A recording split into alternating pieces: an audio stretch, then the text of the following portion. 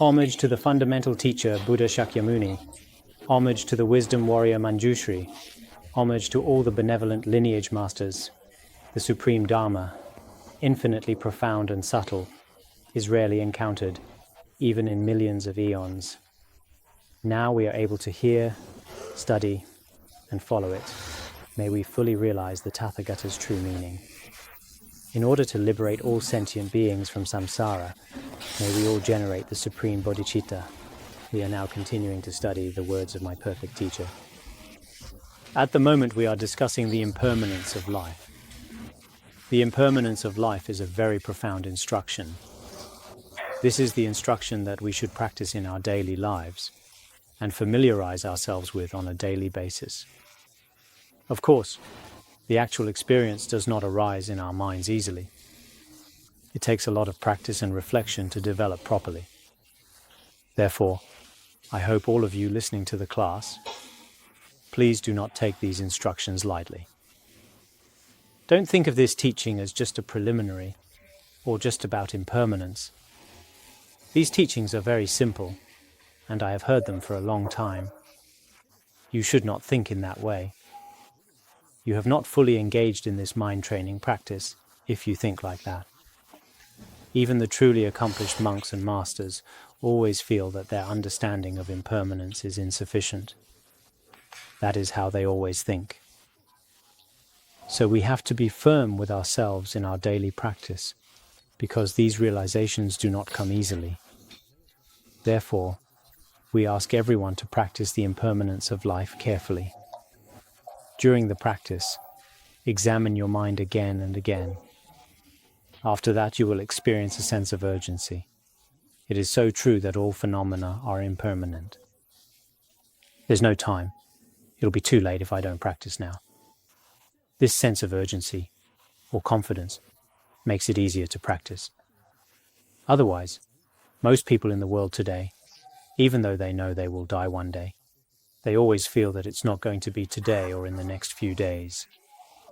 Therefore, they would procrastinate again and again, putting off practicing indefinitely. In this way, in the end, they eventually accomplish nothing at all. This phenomenon is very common in our practice community. So I urge you that, after receiving such precious pith instructions, everyone will put the instructions into actual practice diligently and sincerely. I've found that a lot of practitioners are really diligent. They have put in a lot of effort, especially in the common preliminary practices. I am very pleased with that. Although our progress in teaching this time has been relatively slow, and perhaps no other teacher has taken so long to cover the preliminaries, I truly believe that taking our time and going into detail is worthwhile. Each of you is investing considerable time in this mind training practice, building a solid foundation in the preliminaries, and that will make all your future practices much easier.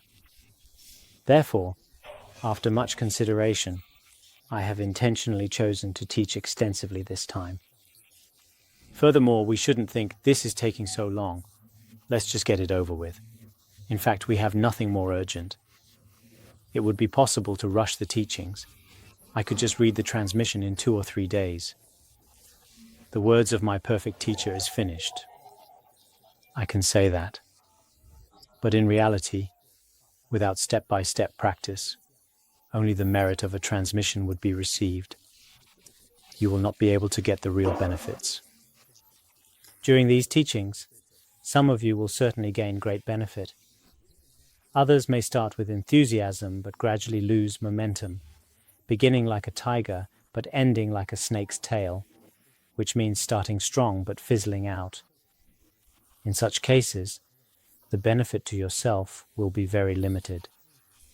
This outcome depends directly on each person's karmic connection, faith, and diligence. Therefore, I hope all practitioners here will maintain long-term, unwavering diligence and respect in your practice. Let's move on to the next topic. Some of today's heads of households really do feel that my families would starve or freeze to death if anything happened to me, or that they would be destroyed by enemies or swamped by floods. because of everything they currently possess, including wealth, happiness, and so on. Everything they possess is thought to be totally dependent on me, so they can't survive without me. Many people, including world leaders, share this idea. They think, I must hold everything together. I must live a long life. Otherwise, if something happens to me, the people of the nation will be in trouble. Or the abbot of the monastery who would say, they can't do without me. What would my students do without me? This is what many people think, and others tend to agree. You must keep yourself safe and sound. If anything were to happen to you, what are we going to do? But in reality, it is just a figment of their imagination. When these kinds of people die, their bodies are cremated by their relatives, or they are thrown into the water or buried in a charnel ground. After that, the family would feel at peace. Many people do think to themselves, maybe without me everything would fall apart, or everything may be extremely difficult for others to handle. In reality, however, your body can be disposed of in a variety of ways after you die, no matter who you are. Once your body has been dealt with, if you were a good person while you were alive, most people might feel sad, grief, or distress.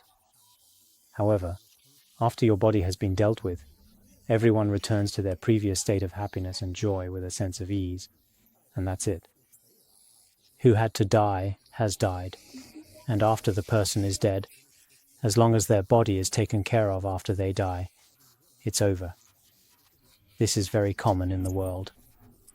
People believe that elders of the family are of great importance before they die. But life goes on as usual after they pass away. Therefore, we should not give up all our spiritual practices just for the sake of others. Yes, this is irrational. Many say, I can't afford to become a monastic, and what will happen to my family if I get ordained? It is impossible for me to practice Dharma, because if I do, I will not be able to shoulder all the responsibilities of my family. What will happen then? These are typical concerns. You see yourself as the head of the family and think you are indispensable. But life goes on without you, and you will undoubtedly depart one day. It is not possible for you to be with them forever. Therefore, you should choose the best path for yourself before you die. Don't sacrifice your entire practice for other people. When a person dies, they are left all alone, helplessly drifting in the bardo state. The Dharma is the only thing they can rely on at that moment. When someone dies and really leaves everything behind, it's just like we talked about before. It's like pulling a hair out of butter. Not a single person who has supported or helped you can keep your company. You will surely drift alone in the bardo state. Sometimes I wonder whether you have truly thought about it. Death is not that far away. Right before each of us, the yamas awaits. When death comes, the whole world, everything, including all the inanimate and animate worlds, has to be left behind. As your consciousness drifts through samsara, only your karma follows you. This is a very frightening thing and a very serious matter. Nowadays, many people are afraid to even talk about death. They are afraid to mention it. But apart from the Dharma, when you really face death, there is no other way out. At that time, there is really no other refuge. As mentioned in the scriptures we discussed earlier, the only thing that comes with us is our karma. No matter good or bad, our karma will follow us throughout all our lives. Parents, siblings, spouses, servants, wealth and followers are left behind after death. Only our karma follows. This is mentioned in sutra requested by Sridatta, that after we die, neither parents nor siblings can follow us after we die, nor spouses, nor children, nor servants, nor wealth, nor followers. None of these can accompany us. The only thing that follows us is the good deeds we have done in this life. Even if it's just reciting an Avalokiteshvara mantra, the good deeds we have done are inexhaustible. They follow us like the body and its shadow. At that moment, even one's most cherished body, clothes and home must be abandoned.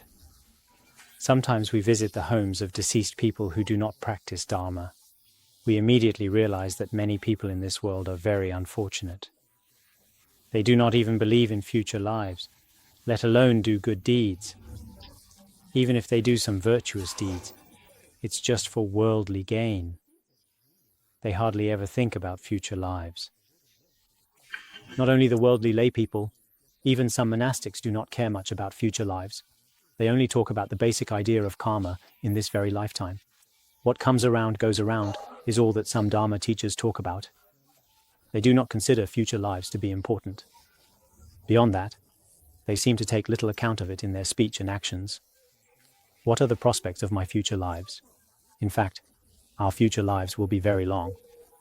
A day is short, but a human life is comparatively long. Similarly, a single life is short, but samsara, the cycle of birth and death, is very long and endless. Therefore, we must keep in mind that all phenomena are impermanent. It is extremely essential that, from now on, we practice the genuine Dharma with the utmost sincerity and diligence.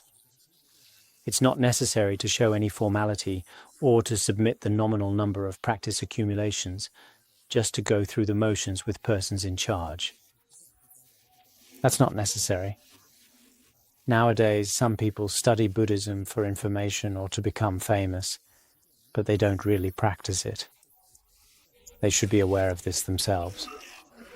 Sometimes it's easy to see when we examine our own minds. It makes sense if others don't know you, but you should be able to see clearly whether you know yourself or not. Ask yourself, how have I managed my time every day since I took refuge? How long have I been contemplating impermanence in my mind? Each person should examine this carefully. Look at how the prominent monks and masters and true practitioners of the past practiced. How did they practice impermanence? I'm not without time every day. Many people say they don't have time, but that's an excuse. With the time I really have, how many times have I contemplated death? How did I contemplate the teachings of impermanence in my mind? In this regard, one should reflect thoroughly on oneself. We need to keep thinking about the preceding principles. The next point is, what is accumulated must eventually be dispersed. Similarly, whatever is accumulated will eventually be exhausted. This is a law of nature. Even kings who once ruled the whole of Jambudvipa can fall into poverty and become beggars. Whether they were monarchs or ministers, they ruled over the whole Jambudvipa. Some eventually became beggars and died of starvation. Some historical records mention Emperor Wu of the Liang dynasty.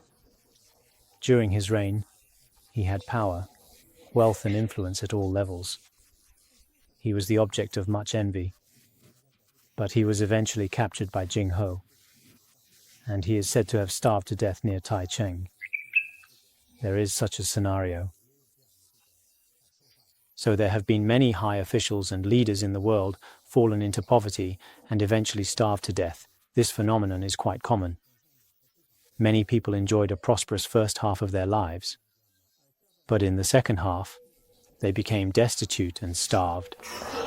Some people owned hundreds of yaks last year, but eventually they were hit by snow disasters or other calamities. This year they were impoverished beggars, especially in places like Tibet. People like to praise the rich ones who possess hundreds of yaks. Writers of the past always use this analogy. In some Han region cities, people may find it difficult to relate to the idea of possessing hundreds of yaks. But for the people in the Han region, most of them are in awe of prominent entrepreneurs and CEOs. But eventually, when the financial storms, crises, or various disasters come, People of high status can suddenly fall to rock bottom. Many even choose to jump off tall buildings in these situations. So nothing is really reliable. Yesterday they were wealthy and powerful, rich and influential individuals. But today they may be devastated by their opponents and become beggars and homeless. Such cases do exist. In the past there were indeed many wealthy people. Due to their own improper actions or changes in circumstances, they suddenly became beggars. Such incidents are not rare. During the Western Jin dynasty, there was an extremely wealthy and extravagant man named Shi Chong. He was considered to be one of the top 10 richest people in ancient China. But when Sima Lun, the prince of Zhao, tried to kill him, he responded, "It was my wealth that brought me death." Sima Lun asked him bluntly, "If you knew that it was your wealth that harmed you, why didn't you give it away earlier?" Shi Chong replied, "I understand it now, but it's too late." Many historical narratives end with such disastrous consequences. Most of these cases have to do with wealth, power, and status. In a single day or a short period of time, everything is ruined and you are left with nothing. During the Qing dynasty, there was a red-top merchant. He was quite wealthy locally. But in later conflicts with Li Hongzhang, in just one day, everything he had was completely destroyed. So sometimes we can learn the rise and fall, success and failure of the world through various circumstances. All phenomena are truly impermanent. This principle is not like how you struggle in practicing the creation and completion stages, when you exert yourself but still can hardly visualize the deities. Impermanence is not that difficult to see. There are many things going on around us all the time.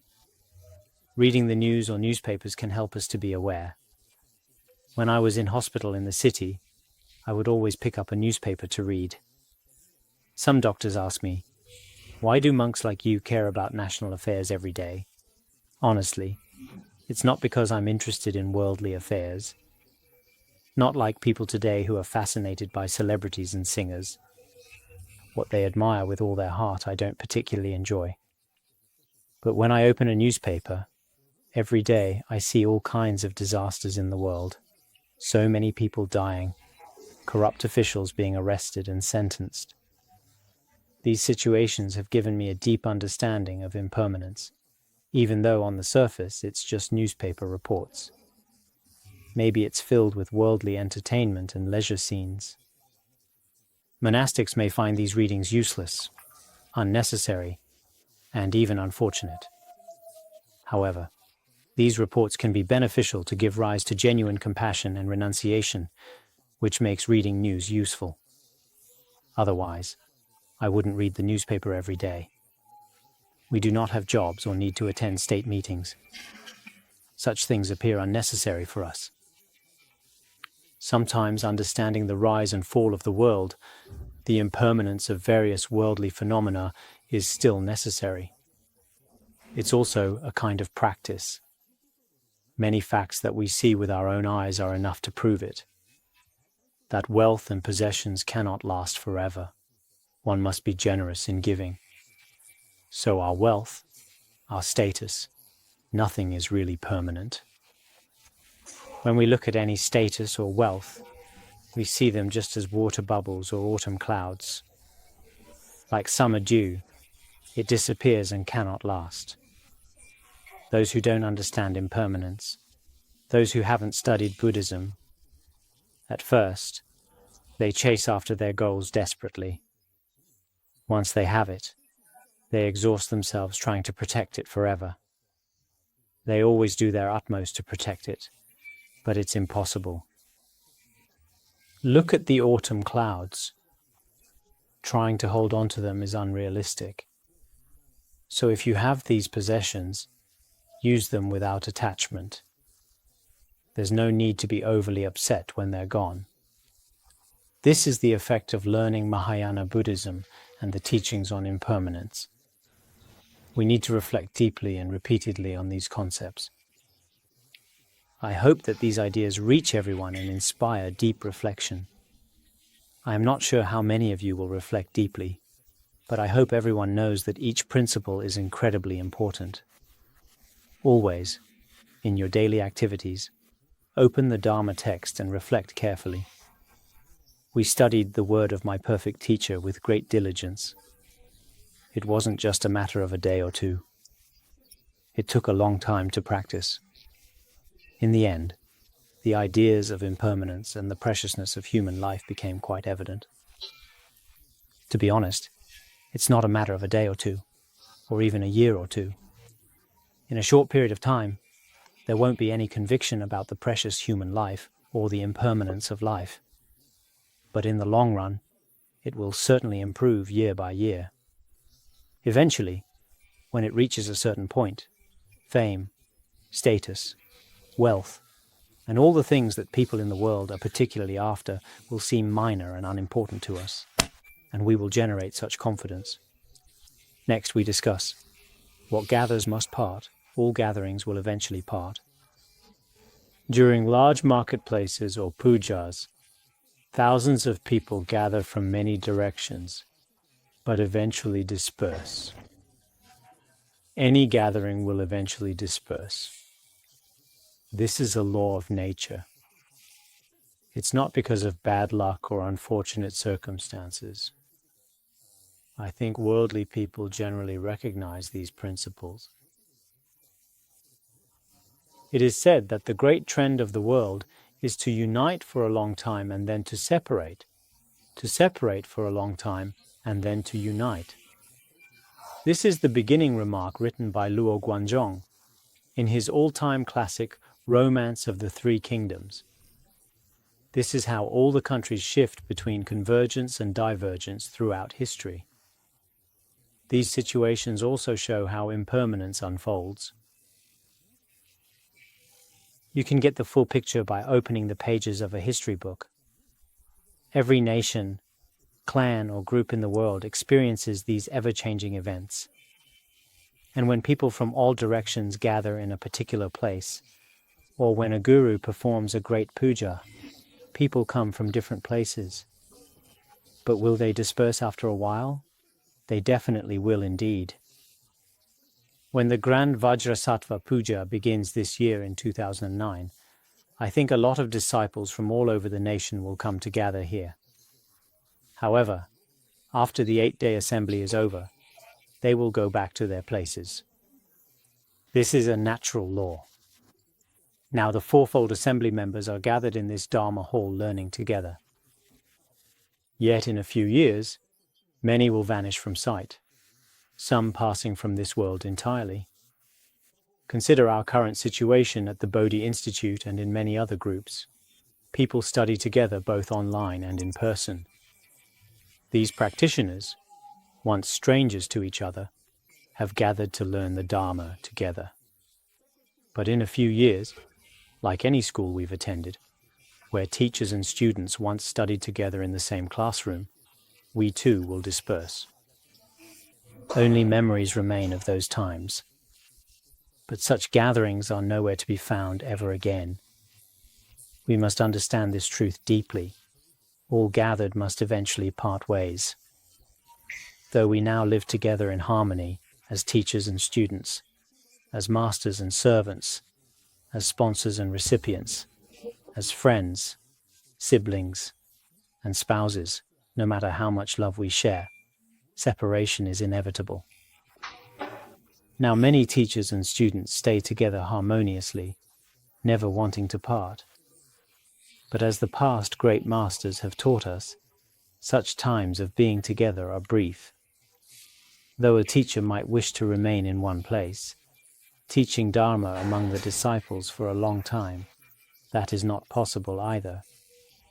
I have studied historical accounts about Venerable Kashyapa and Venerable Ananda, to whom the Buddha Shakyamuni himself entrusted his teachings. Their actual time of propagating the Dharma and benefiting sentient beings was only 30 or 40 years. Human lifespan is about 100 years or 70 years.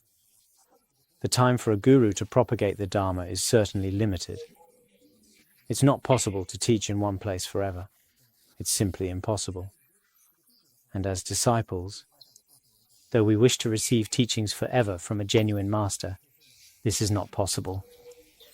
We made heartfelt prayers to remain with our teacher, Phuntsok Rinpoche, hoping to stay by his side and receive his teachings throughout his life. We prayed never to be separated from him. But these hopes were shattered when impermanence suddenly struck and he departed for the Pure Land, leaving all us, his disciples, behind like orphans in this world. We have to endure the pain of parting from our Lama. I think we need to understand these principles on impermanence, as we mentioned previously, including patrons and their fields of merit, the recipients, and teachers, friends, siblings, and family members ultimately will all be apart. There is an ancient verse: parents with deep kindness will eventually part, and spouses with great love and connection will also separate. Life is like birds roosting in the same forest, but when the time comes, they fly off in different directions. Although some parents who are very affectionate will part one day, some couples, though their love and commitment is deep, will also separate one day. Human affections or connections are like a flock of birds who spend a night in the same forest. But when dawn comes, they will fly to their respective places. It is exactly the same for us, gathered in one place by various causes. But after a while, impermanence comes. A few days ago, I visited a place where I used to live before primary school. Long ago, the place where my family lived was a nomadic winter site. I had never been back there since I became a monk. After finishing primary school, middle school and teachers' college, I went back there. I thought I might feel nostalgic, so I went with my brother and a few others. And when we got there, scenes from over 30 years ago begin to rise vividly in my mind. Those scenes came alive before my eyes. The whole place hadn't changed much, but many things, including some of the neighbors and our family, had completely changed from before. I found some chiseled rocks I had made there, some chisels of the Avalokiteshvara mantra before I went to primary school. They remain vivid to this day. So I took some stones with me when I visited the places where I had lived before. I felt in my heart that indeed, all phenomena are impermanent. I will definitely not be here in 30 years. There's no doubt about it. Also, in 30 years, many people, including some of our Dharma friends, even those who are young now, will surely leave this world. So don't let impermanence remain just a theory. It's not enough to merely discuss how all things are impermanent, or to recite the Four Seals daily without truly contemplating them. Without genuine reflection, real practice won't happen.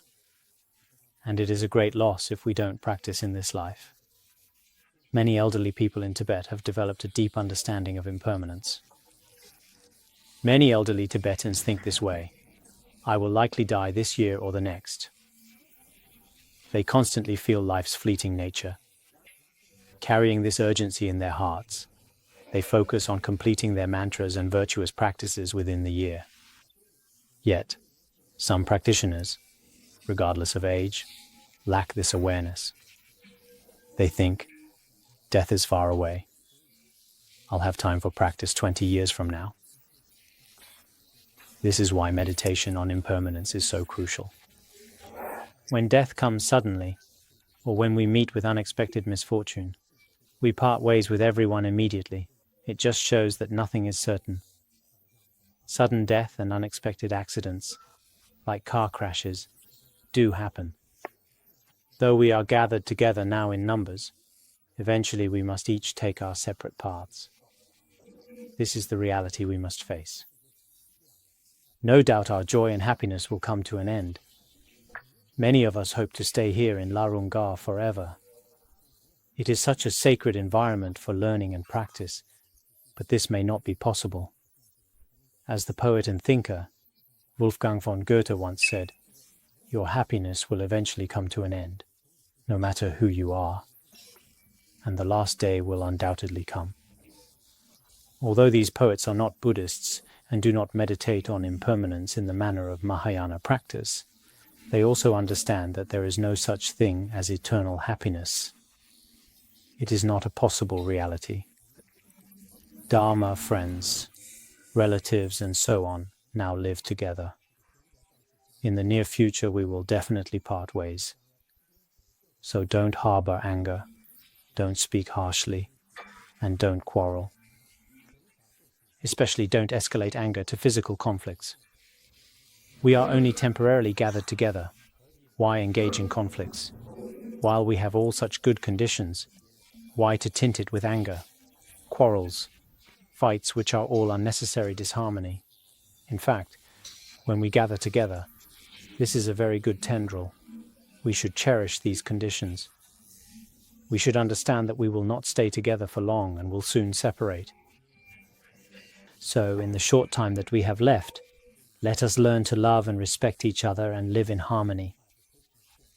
Venerable Fadampa Sangye advised, "Spouses are impermanent, like market-goers, so avoid harsh words and quarrels, people of Tingri." In his teachings, Venerable Fadampa explained that worldly families and the relationship between spouses, couples, are like a crossroads market where people come from all directions. Separation will come soon enough. So, while together, avoid constant quarrels. Some families live in misery, fighting endlessly. This brings suffering not only to themselves but to their neighbors too, who find no peace due to the daily arguments and fights. I remember a Dharma teacher who spoke of a family that quarreled daily over the smallest matters. "I'm going to kill you," the husband would say during their arguments. "Go ahead, kill me now. I don't want to live anyway," would be the wife's reply. So the village chief smartly replied, "Since one wants to kill and the other wants to die, you may very well continue, and the rest of us will divide the goods in your shop." In the end, neither of them wished to proceed with arguments anymore. In everyday life, we often see families quarreling without a good reason or anything to argue about. A small thing, like the husband saying, "Cook 2 dishes." The wife replies, "1 dish is enough." A small disagreement like that can lead to a big fight, endless arguments, and a lot of suffering. When you realize that everything is impermanent, harmony in the family will undoubtedly follow. When families are harmonious, the nation and society will be more peaceful. If one is happier and do not quarrel, his behavior and temperament towards other people will soften. If someone is really unhappy, that attitude will affect everyone around him. Therefore, people who understand impermanence will appreciate the collection of favorable situations. Among many fellow practitioners during your voluntary work, avoid speaking ill of others in your everyday group activities or classes. It's true that our common conditions are fleeting. I've been at the Buddhist Academy for many years. Moreover, I have never quarreled with another practitioner about personal matters. I still remember this very clearly. Only on public matters, especially those relating to management, I have had to discuss these matters, but never for selfish reasons. When we first arrived at this academy, we should have recognized how precious this connection is. How we see others depends entirely on our own mind. Like the story of Su Dongpo and Master Foyan, with impure perception, we see only faults and filth, but with pure practice, everyone appears as Buddhas and Bodhisattvas. This shows how our view depends on our own practice. Therefore, don't waste this precious opportunity with arguments. Cherish these connections while they last. Since we are gathered here, it's definitely due to past life causes and conditions, the tendril. We must all cherish this brief state of assembly. I think it is very necessary. Here, Tingri is the name of a place. Tingriwa refers to people from the Tingri area, just like saying northeasterners and the like, such as avoid harsh words and quarrels among the people of the northeast, avoid harsh words and quarrels among the people of Gilin. This is to make the teaching easy for you, so you can keep these masters' teachings close to your heart as you study and practice the Dharma. Visualize and contemplate them constantly. In this way, your speech and behavior will gradually change. Learning the Dharma isn't something you can do in a day. It's not like practicing Qigong, where you can get instant responses. Gradually, your speech and behavior will be aligned with the Dharma. Both your renunciation and your faith in the three jewels will increase. Next, we will talk about what is piled up will collapse. Eventually, whatever is piled up will fall apart. It cannot exist forever. It is the same as the law that when things reach their extremes, they turn into the opposite. All the built structures must eventually crumble. Once prosperous villages and monasteries, though managed by worthy and virtuous leaders, now lie in ruins nonetheless. Whatever those places used to be, now have become nothing more than nesting spots for birds. Many ancient monasteries and cities have been reduced to rubble. When you visit the ruins of Nalanda and the glorious Vikramashila monasteries, you can't help but reflect. In this very place, countless great masters of wisdom and Mahapanditas once gathered together. They engaged in profound discussions of the Dharma, making indelible contributions to the preservation and the spreading of the Dharma. Yet now, all that remains are piles of ruins. Nothing else exists. This seems to be the inevitable way of all things. This section also presents a metaphor. For example, during the reign of King Trisong Detsen, the three-story palace of Samye was built by craftsmen through magical transformations and personally consecrated by Guru Padmasambhava, the second great Buddha of Udayana. With its treasured top, Samye Monastery was reduced to ruins by fire. In a single day, the fire completely destroyed everything. Among the structures in Tibet at the time, Samye Monastery was one of the earliest, built entirely by the combined forces of Guru Padmasambhava, Khenpo Shantarakshita, and King Trisong Detsen. Built by the emanation of workers, the three-story palace embodies the beauty of three different cultures: Chinese Han, Tibetan, and Indian architectural styles. However, it was later destroyed by fire in a single day. Some of the inner walls survived, but the entire outer structure was destroyed. Despite differing historical accounts, it still stands today. In the past, our guru, the wish-fulfilling jewel, Jigme Phuntsok Rinpoche, used to speak about certain Dzogchen pith instructions. Because Phuntsok Rinpoche was one of the 25 main disciples of Guru Padmasambhava, Nanam Dorje Dujong, the Vajra subduer of Naras. Not the same name as that of the Chinese Sangha. If I say it right, you don't appear to be as happy as if I were to say it wrong. If I had a slip of tongue, everyone seems to be quite amused. You're not too kind, aren't you? When I can clearly articulate and recite the scriptural authority, you all appear to be so defeated and bearing pain. Jokes aside, let's get back to the teaching. At that time, when Phuntsok Rinpoche was recalling his past life, he often recalled the consecration scenes back at the time, when he was with Guru Padmasambhava and Bodhisattva Shantarakshita. But other than memories, there was nothing left. Phuntsok Rinpoche often shed tears as he recounted the entire phase of this past life. He appeared to be really saddened. Indeed, when we look at the history of Tibet, there used to be magnificent buildings and structures. but in the end there was nothing left, especially during the Cultural Revolution. Samye Monastery was completely demolished, except for a few surviving walls. Although it has been rebuilt, the original spectacular structure is mostly gone. This is also a symbol of impermanence. Every great construction will eventually collapse and be ruined. Nothing can last forever. Whether we were in middle school or in teacher training college, we loved the lyrics from the film Huo Yuanjia, "The Great Wall Will Never Fall." We all went to class together every day and punched the classroom walls with our fists. Sometimes we hung the bags filled with sand in the classroom.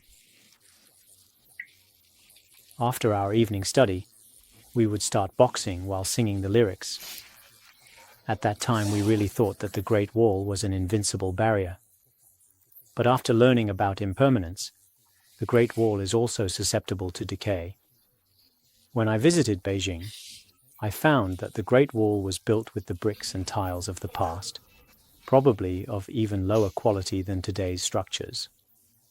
Many parts inside are beginning to deteriorate. In other words, none of the structures are particularly solid. The 110-story World Trade Center was once a source of great admiration. It was later reduced to rubble after 2 planes crashed into it, causing explosions. As you can see, any structure anywhere in the world is subject to collapse, even if it is made of steel, concrete, and high-quality cement. Although it may appear indestructible, nothing can resist impermanence once it arrives. The existence of these things is not permanent. For example, the Old Summer Palace, known in Chinese history as the Garden of Gardens, served as a pleasure garden for several emperors through the dynasties. Although it was magnificent, it too later showed signs of impermanence. The construction began in the Qing dynasty, during Emperor Kangxi's era. After that, the palace was a favorite of the emperors Yongzheng, Qianlong, Jiaqing, Daoguang, and Xianfeng for many generations. Its construction was further refined by each emperor. It was especially large, encompassing land as well as water. It had a larger land area than the Forbidden City. The water area was comparable to the Summer Palace. This immense place was named the Garden of Gardens. Emperor Qianlong once said, "It is truly a place of natural treasures and spiritual power, a place where emperors revel. There is no place better than this." Before that, the renowned writer Victor Hugo said, "Even if all the possessions of Notre Dame in our country were piled up, it would be incompatible with the grandeur and splendor of the Old Summer Palace. They couldn't be compared." But in 1860, the Anglo-French Allied forces invaded Beijing. They first looted all the wealth inside in a single day. Then they burnt it to the ground all at once. In a few days it was all destroyed. There were only a few columns left. Now nothing remains. So many worldly structures that people had admired had finally perished, leaving nothing but rubble. Another metaphor is used here. For example, during the reign of King Songtsen Gampo in Tibet, there was a palace that was as magnificent as the all-victorious palace, the Palace of Indra. It was situated behind the Potala Palace, called the Red Hill Palace. It is said that the Red Hill Palace is as magnificent as the all-victorious Palace of Indra. This grand building was built when King Songtsen Gampo was in power. Now, however, not a single brick remains, not even the foundation. Therefore, it is clear from these magnificent structures that the ebb and flow of worldly things are truly unreliable. Sometimes, we find that there are many rare and extraordinary buildings from prehistoric civilizations in the world. but ultimately they also do not remain. Some ruins have been discovered by people, while others have not been found at all. Therefore, even after many years, these relevant stories may become mythological because people are unable to identify what they are. In the absence of information, people often dismiss them as ancient legends. Plato, the well-known Greek philosopher, specifically addressed the existence of Atlantis in his books Critias and Timaeus. Over 10,000 years ago, there existed a complete and magnificent city called Atlantis, located where the Atlantic Ocean is today. It was extraordinarily majestic. The text describes how Atlantis at that time had vast forests and grand city structures, with streets made of the 7 precious materials. The inhabitants and all aspects of the civilization were magnificent. It was comparable to a highly civilized modern metropolis. The people lived and worked in peace, and the entire nation flourished in prosperity. The texts describe a truly magnificent country. People lived on that land, believed in and worshipped the Naga's deities. Like how we make offerings to Dharma protectors today, those lived in Atlantis regularly made offerings to the Naga deities. Over time, however, the moral fabric of the city deteriorated. People got corrupted. Their ethics and behavior became improper, which infuriated the Naga gods. Then calamities overcame this land: floods, storms, and earthquakes. And in one night, the entire city was submerged in the sea. It was the wrath of the Naga king.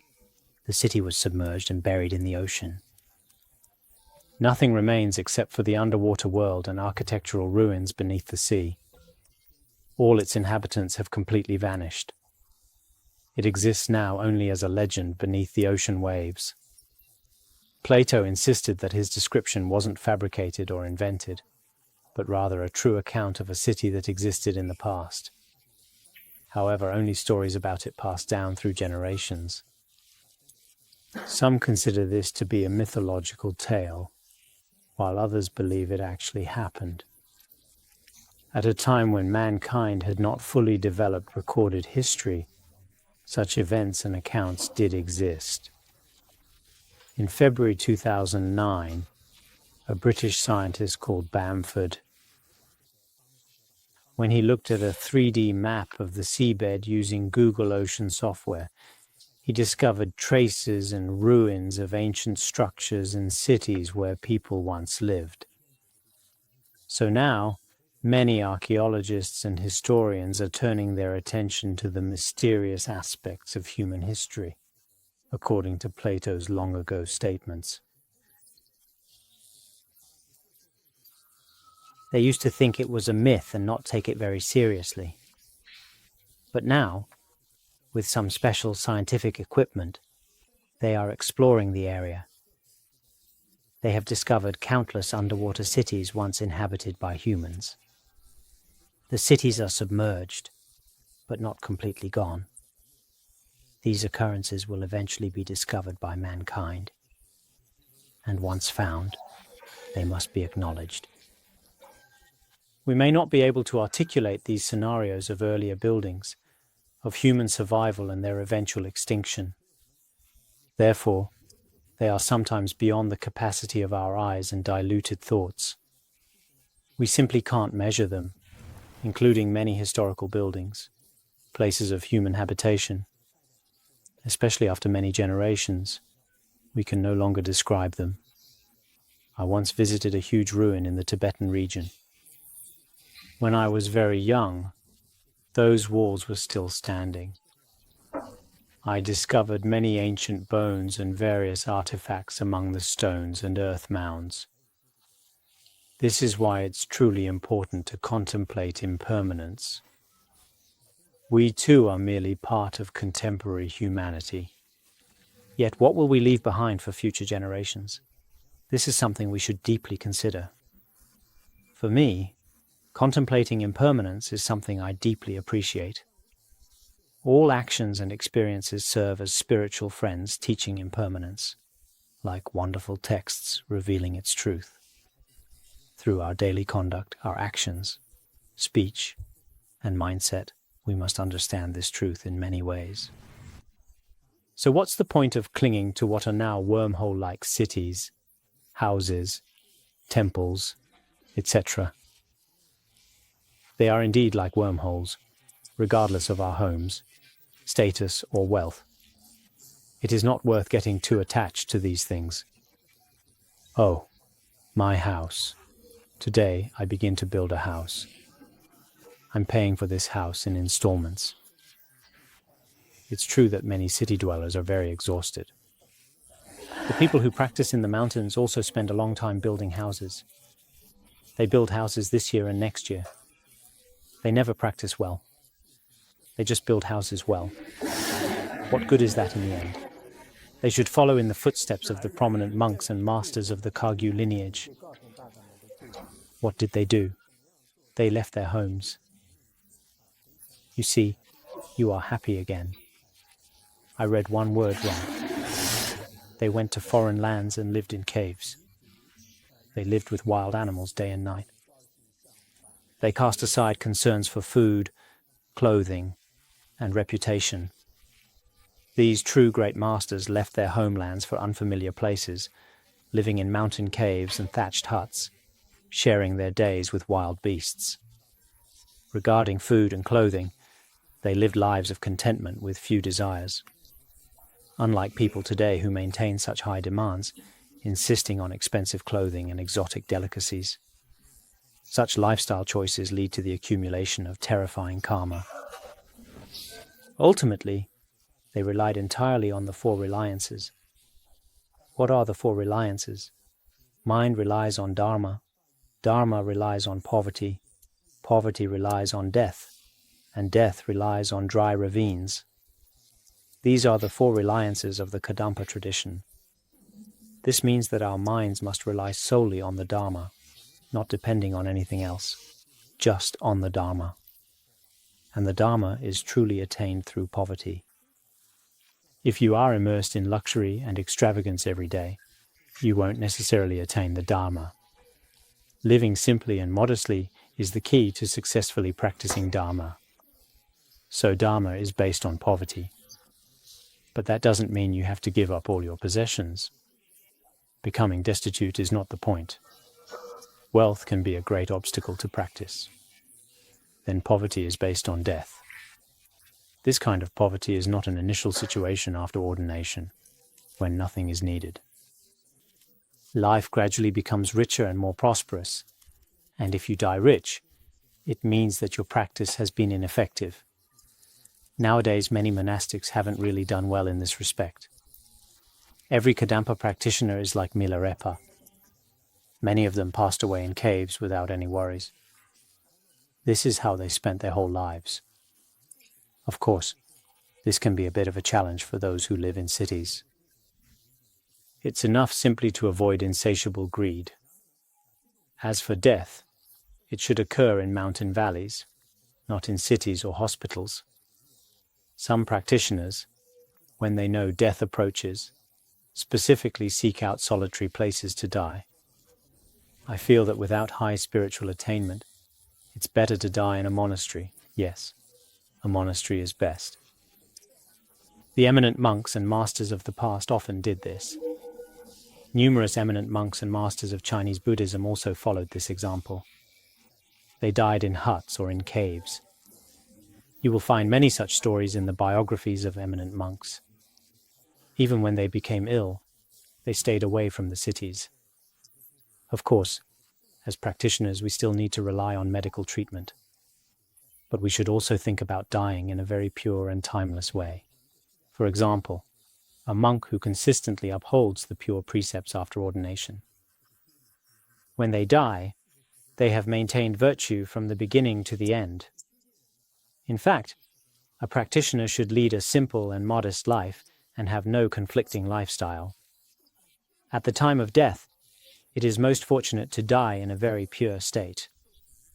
If you give up everything in the beginning, but you die with the 5 sensual desires and the concern for wealth, that's very unfortunate. Therefore, all worldly things and affairs have no real significance. It is necessary to follow the eminent monks and masters of the past according to their traditions and teachings. Always rely on your own mind and strive to perfect your practice. Otherwise, many obstacles may appear. The obstacles increase as we progress through the more profound Dharma. Without proper practice, there can be no accomplishment in the end. So we must always pray to the Guru and the 3 jewels. I've always thought about how important it is to pray to the Guru, the 3 jewels and the Dharma protectors. May my Dharma practice reach perfection, free from all obstacles and hindrances. May my bodhicitta grow ever stronger with each passing day. May the 3 precious jewels hold me in their thoughts and shower their sacred blessings upon me.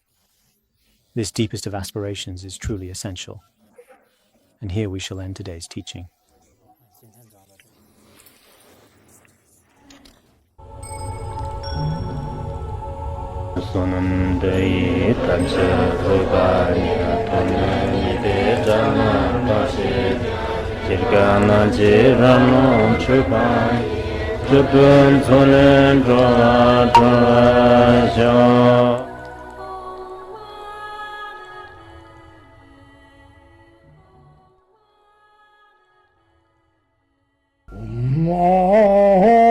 Bandara Badna Sadarda Bandara Badna Sada